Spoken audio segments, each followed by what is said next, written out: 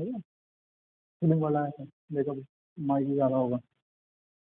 ठीक, जैसे बोलता हूँ माइक अपना चलेगा। चलो, तो लास्ट टाइम मैंने क्या क्या बताया था? लास्ट टाइम बताया था मैंने कि अगर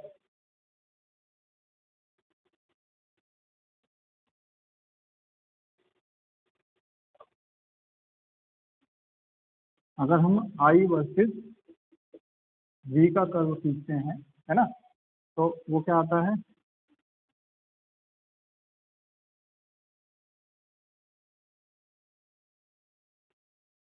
ठीक, सेम इंटेंसिटी फ्रीक्वेंसी बदल बदल के, है ना।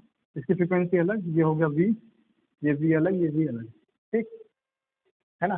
तो हमने अब क्या किया, ये जो वी है और ये जो फ्रीक्वेंसी है, इस वी का भी फ्रीक्वेंसी का ग्राफ और बनाया।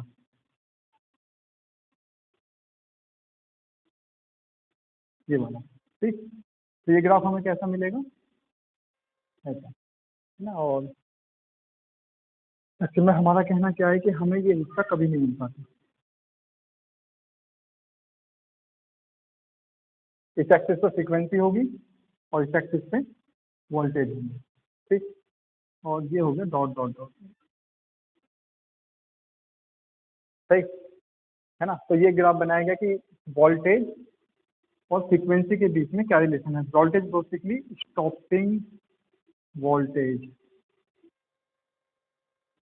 है ना, इलेक्ट्रॉन को रोकने वाला वोल्टेज। ठीक है, तो ये एक ग्राफ हो गया। तो अब तक हमारे पास कितने ग्राफ हैं? 4, इसको मिला के, है ना। अब एक और आइडियोलॉजी इस्तेमाल की गई। अगली आइडियोलॉजी क्या थी? मेटल इफेक्ट, है ना। जो मेटल हमने यूज किया है उसका इफेक्ट। जैसे अगर हम किसकी बात करें, इसमें लेट कंसीडर, इसमें जिंक यूज किया गया, अगली बार हम कॉपर यूज कर सकते हैं। ठीक है, आयरन यूज कर सकते हैं, है ना। कोई सा भी जो मटेरियल है उसे हम यूज कर सकते हैं। तो जब हम इसका ग्राफ बनाएंगे तो ये क्या होगा?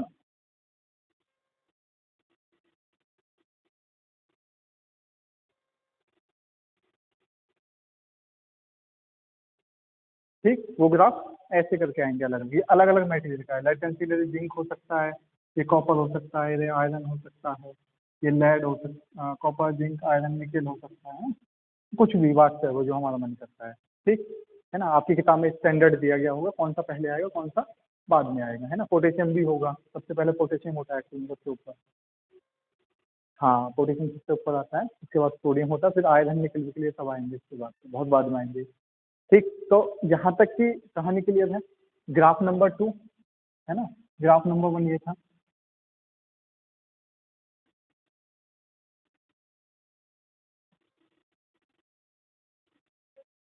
है ना, इंटेंसिटी I1 I2 I3। ठीक, अब हमारे पास देखो कितने वेरिएबल हैं। आई वी कर्व को खींचा गया, क्या खींचा गया है? आई वर्सेस वी के ग्राफ को। किस किस हालात में? नंबर 1, इंटेंसिटी बदलकर, ये वाला। दूसरा वाला ग्राफ कैसे खींचा गया?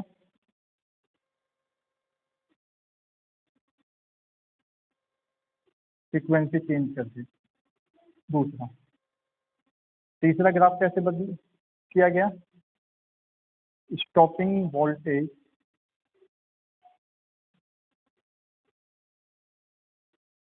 Voltage versus frequency. चौथा क्या था? Metal versus frequency end voltage.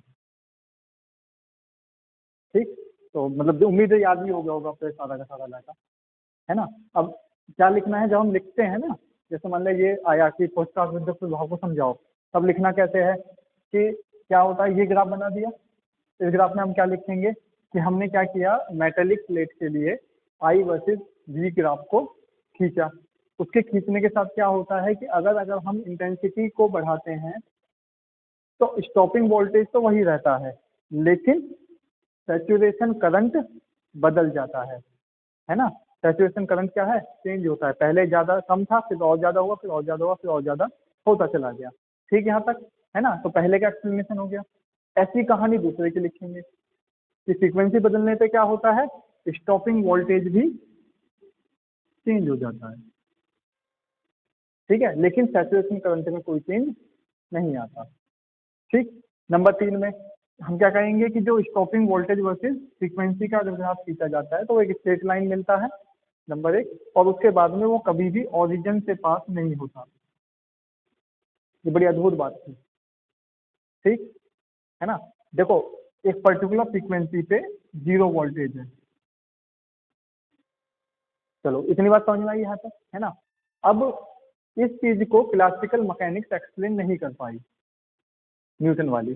अब क्यों नहीं कर पाई, वजह क्या रही कि भैया वजह ये रही कि न्यूटन मैकेनिक्स कभी से एक्सप्लेन नहीं कर पाती, इसलिए कि इसमें क्या हो रहा है कि जो एनर्जी है किसी भी सिस्टम वेव की वो एन स्क्वायर और एम्पलीट्यूड के स्क्वायर पर निर्भर करती है। ठीक, N means frequency, basically frequency लिख लेते हैं, है ना, फ्रीक्वेंसी के स्क्वायर उसके एम्पलीट्यूड के स्क्वायर पर। तो फ्रीक्वेंसी के स्क्वायर पे अगर एनर्जी निर्भर करती तो ऐसे कर्व हमें कभी ना मिलते, ये वाला, ये कैसा मिलता, पैराबोला, क्योंकि ये पैराबोला है ना, तो ये पैराबोलिक मिलता हमें, ठीक है ना।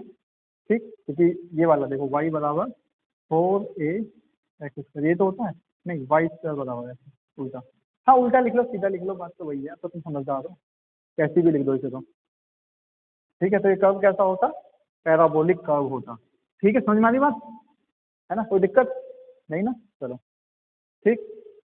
तो इसको क्या करना है, एक्सप्लेन करना है। अब एल्बर्ट आइंस्टाइन के इसमें क्या एडजस्टमेंट किया, एल्बर्ट आइंस्टाइन ने सिर्फ एक इक्वेशन लिखी, उसमें वो क्या इक्वेशन लिखी, एनर्जी बराबर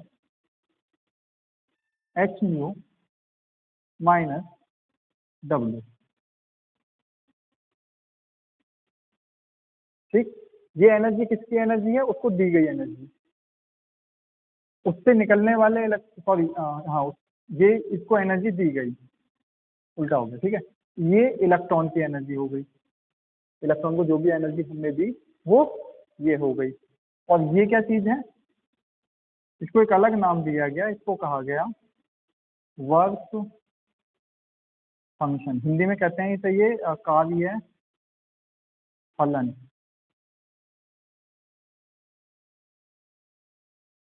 ठीक है, अब एल्बर्ट आइंस्टाइन की इसी इक्वेशन से इस फोटो इलेक्ट्रिक इफेक्ट को एक्सप्लेन किया गया, सिर्फ एक इक्वेशन से, इसे एल्बर्ट आइंस्टाइन की फोटो इलेक्ट्रिक इफेक्ट की इक्वेशन भी कहते हैं। ठीक, अब इससे कैसे एक्सप्लेन किया गया, ये है इसके ऊपर गिरने वाली लाइट, ठीक, ये क्या है हमारा वर्क फंक्शन, वर्क फंक्शन को परिभाषित किया गया W बराबर एच म्यू नॉट। अब म्यू नॉट क्या है, म्यू नॉट उस फ्रीक्वेंसी को कहा गया, ये वाली को, ठीक, म्यू नॉट उस फ्रीक्वेंसी को कहा गया, बेसिकली इसे दहलीय आवृत्ति बोलते हैं, मतलब क्रिटिकल फ्रीक्वेंसी, है ना, दहलीय आवृत्ति।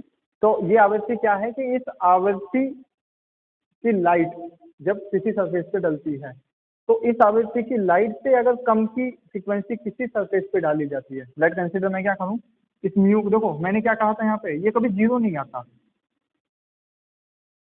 ठीक है, यानी जो फ्रीक्वेंसी है वो कभी जीरो नहीं होती, नंबर 1। उसके बाद में ये जो ग्राफ है ये एक पर्टिकुलर जगह से शुरू हो रहा है, उससे नीचे मुझे कोई वोल्टेज नहीं मिलता, तो ये फ्रीक्वेंसी वो मिनिमम फ्रीक्वेंसी है, इट इज अ मिनिमम, ये फ्रीक्वेंसी वो मिनिमम फ्रीक्वेंसी है जिसके बाद में करंट पैदा होता है। मैंने क्या किया, एक मेटल है मान लिया, उसके ऊपर मैंने पहले लाल कलर की लाइट डाल के देखी, तो लाल कलर की लाइट डालने से मुझे कुछ ऐसा ग्राफ मिलना चाहिए, है ना, लेकिन मुझे पता चलता है नहीं आता, कुछ नहीं मिलता, कोई ग्राफ नहीं, कोई कोई करंट नहीं, कुछ नहीं, क्यों, क्योंकि वो वर्क फंक्शन की रेंज में नहीं है। जैसे ही फ्रीक्वेंसी इस फ्रीक्वेंसी से ज्यादा होगी, जैसे ही फ्रीक्वेंसी इस म्यू नॉट मतलब दहलीय आवृत्ति से ज्यादा होगी तो ही इस तरह के ग्राफ मिलने शुरू होते हैं, उससे पहले ऐसा कोई भी ग्राफ नहीं होता। ठीक, तो ये रोल हो गया किसका, दहलीय आवृत्ति का।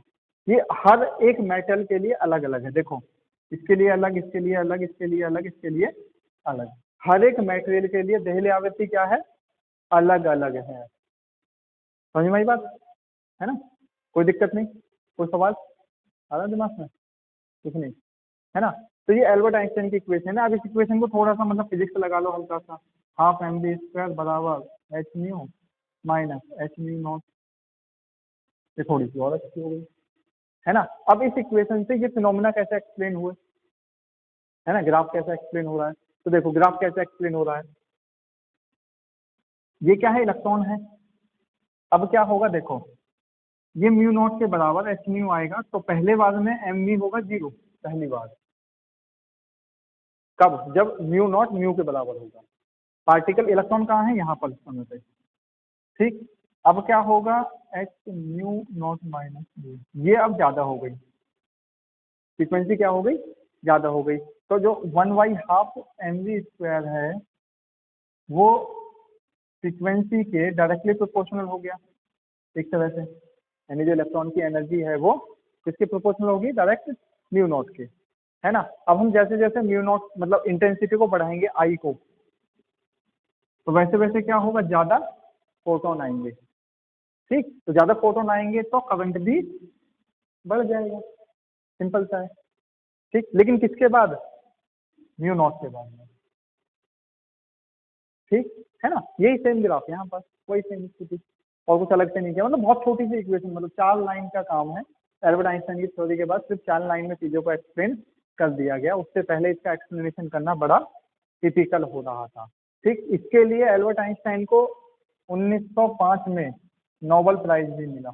नॉट 1905 में तो मतलब एक्सप्लेनेशन किया था, नोबेल प्राइज शायद 1919 में मिला था इन्हें, इसी काम के लिए, ठीक है। क्लियर? इतना ही लिखा होगा शायद आपकी बुक में, हाँ, इससे ज़्यादा ना होगा, बस 2-3 लाइनें हैं, एक्सप्लेनेशन आप समझ गए।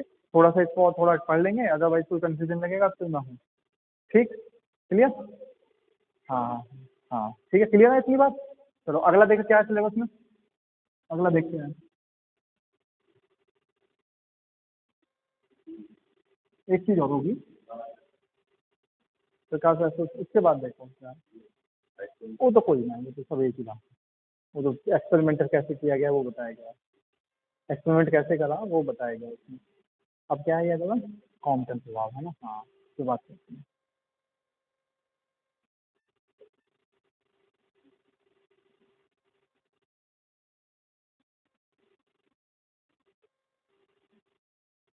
अगली चीज है कॉम्पटन। आज बस कॉम्पटन प्रभाव समझाऊंगा, इक्वेशन मैथमेटिकल इक्वेशन कल बनाएंगे, है ना? कॉम्पटन इफेक्ट, ठीक है। अब कॉम्पटन इफेक्ट क्या चीज है? कॉम्पटन इफेक्ट जनरली अगर हम फिनोमेना को देखते हैं, मतलब पता कैसे चला कि कोई कॉम्पटन इफेक्ट नाम की चीज है, पहले उसको समझते हैं। जो होती हैं लाइट मटेरियल, लाइट मटेरियल्स हम कहते हैं जिनका एटॉमिक नंबर कम होता है,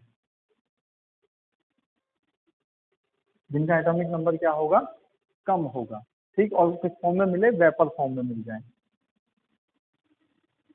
ठीक है। अब इसमें क्या हुआ, एक लाइट को, मतलब लाइट का बेसिकली रेडिएशन है ना, और रेडिएशन में भी शायद एक्स रे है। इसको कहाँ डाला गया, कार्बन के ऊपर, कहाँ पर, कार्बन पे। अब कार्बन पे इस लाइट को डालने के बाद में, मतलब इस लाइट की फ्रीक्वेंसी अगर एच म्यू है, अब जब ये कार्बन के अंदर गई, जब कार्बन के अंदर से बाहर निकलती है, यहाँ पर जो एच म्यू मिलता है उसकी फ्रीक्वेंसी अलग होती है, ठीक। उसकी फ्रीक्वेंसी क्या होती है, चेंज हो जाती है। उसके बाद में ये जो दोनों फ्रीक्वेंसी का परिवर्तन है, म्यू माइनस म्यू थीटा, ठीक। ये ब्लॉक की विड्थ के साथ साथ, मतलब ब्लॉक की विड्थ पर तो निर्भर करेगा इसकी मेटेरियल कितना बड़ा है, ठीक है। ब्लॉक की विड्थ के साथ साथ ब्लॉक और एंगल, ब्लॉक के और किसके, रेडिएशन के एंगल पर भी निर्भर करता था, ठीक है ना? इस पे निर्भर करता है, इसके बेसिकली कोसाइन पे निर्भर करता है, हाँ, ठीक। तो ये पहली थी, तो एक्चुअल में ब्लॉक की बेस पे निर्भर करे समझ में आता है, लेकिन अब अगर लाइट यहाँ से डल रही है या इस तरफ से आ रही है उस तरफ से आ रही है, तो ये क्या नई नौटंकी है, ये समझ से बाहर था कि ये इसके कोसाइन पे निर्भर क्यों कर रहा है। ठीक है ना। तो इस बात को समझाने के लिए थोड़ा सा कॉम्पलेन इफेक्ट में एक्सप्लेनेशन दिया गया कि वो क्या कहता है, समझाने के लिए बेसिकली ये कहते हैं कि जो इलेक्ट्रॉन है सिस्टम का, इसके ऊपर पार्टिकल आके स्कैटर्ड करता है। पार्टिकल कौन सा, एच न्यू वाला। ठीक है ना। और बेसिकली कॉम्पलेन इफेक्ट को कहा जाता है, देखो कॉम्पलेन इफेक्ट हो गया या आपका ये क्या नाम है इसका, फोटोइलेक्ट्रिक इफेक्ट हो गया, इसमें प्रकाश अपने द्रव्यमान के गुण दिखाता है कि मेरे पास द्रव्यमान है। ठीक ऐसे ही इसमें इसमें क्या होगा कि फोटोन आकर टकराए इलेक्ट्रॉन से, जब इलेक्ट्रॉन से टकराएगा तो क्या होगा, टक्कर हुई, टक्कर होगी तो फोटोन भैया इधर को भाग गए और इलेक्ट्रॉन इधर को चल दिए। ठीक है, और दोनों के बीच में कोई ना कोई एंगल बनेगा, it is theta and that is phi. सही है ना। तो यहाँ पे जो पार्टिकल निकला उसकी फ्रीक्वेंसी एच न्यू मान ली, इसकी एच न्यू थी शुरू में, जो इलेक्ट्रॉन यहाँ को गया इसकी वेलोसिटी v मान ली। ठीक, तो ये कैसा हो गया, एक तरह से क्लासिकल स्कैटरिंग जैसा फिनोमेना हो गया, है ना। क्लासिकल स्कैटरिंग की वजह से देखो अब क्या है, यहाँ पे हमने क्या माना, एनर्जी को एच न्यू के बराबर, लेकिन क्लासिकल मैकेनिक्स क्या कहती है, एनर्जी को किसके बराबर मानो, 8 पाई एम ए स्क्वायर और एन स्क्वायर के बराबर मानो। ये संभव, अगर हम इससे करने की कोशिश करते हैं तो हम अपनी बात को एक्सप्लेन नहीं कर पाते, है ना। यही बात हमने फोटो इलेक्ट्रिक इफेक्ट में देखी, यही बात यहाँ समस्या खड़ी करेगा। तो इसलिए इस इक्वेशन को हमने कंसीडर नहीं करते। और कौन सी इक्वेशन कंसीडर करते हैं, प्लांक की इक्वेशन, है ना। ठीक, तो प्लांक की इक्वेशन से हमें क्या होता है कि इसको पार्टिकल मान लिया तो ये कोलिजन हो गई। तो हम यहाँ क्या करेंगे, काइनेटिक एनर्जी पहले और काइनेटिक एनर्जी बाद में, नंबर एक से इक्वेशन ये बन जाएगी। नंबर 2, मोमेंटम पहले और मोमेंटम बाद में, ये 2 इक्वेशन बनेंगी और कहानी खत्म होगी। ठीक है ना। अब इनको बनाएंगे हम आराम से कल। ठीक है ना। अब जो अब तक का बताया ना उसे पढ़िए, न्यूमेरिकल क्वेश्चन जो भी कराना हो वो करेंगे, और फिर उसके बाद में